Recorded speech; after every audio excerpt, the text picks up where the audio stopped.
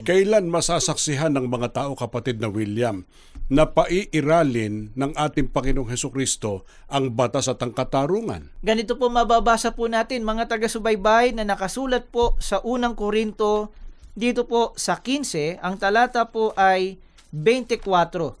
Ito po ang pagtuturo sa atin ni Apostol Pablo. Dinggin po natin, 15:24. At darating ang wakas, pagkatapos malupig ni Kristo ang lahat ng kaharian, pamahalaan at kapangyarihan, at ibibigay niya sa Diyos at Ama ang paghahari.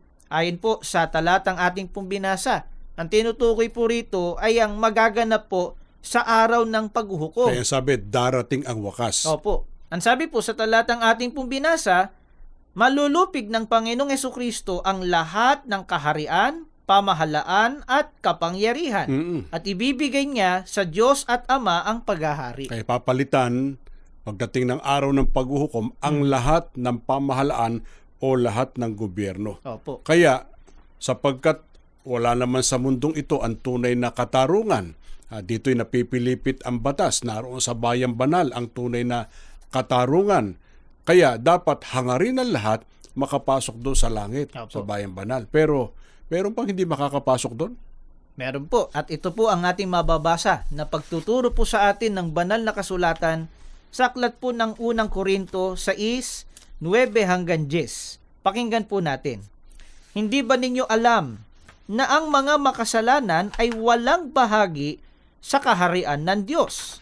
Huwag ninyong dayain ang inyong sarili. Ang mga nakikiapid, sumasamba sa Diyos-Diyusan, nangangalunya, nakikiapid sa kapwa lalaki o kapwa babae, ang mga magnanakaw, masasakim, mapaglasing, mapanglait o magdaraya, ang ganyang mga tao'y walang bahagi sa kaharian ng Diyos. Ayon po sa mga binasa po nating talata, ang hindi po makapapasok sa kaharian ng Diyos o katumbas, hindi po makapapasok sa bayang banal, yun po yung mga nasa paggawa po ng iba't ibang uri ng kasalanan. Kasama po dyan yung pakikiapid, pagsamba sa Diyos-Diyusan, pangangalo niya, pakikiapid ng lalaki sa kapwa lalaki, pakikiapid po ng babae sa kapwa babae, kasama yung magnanakaw, kapatid na William.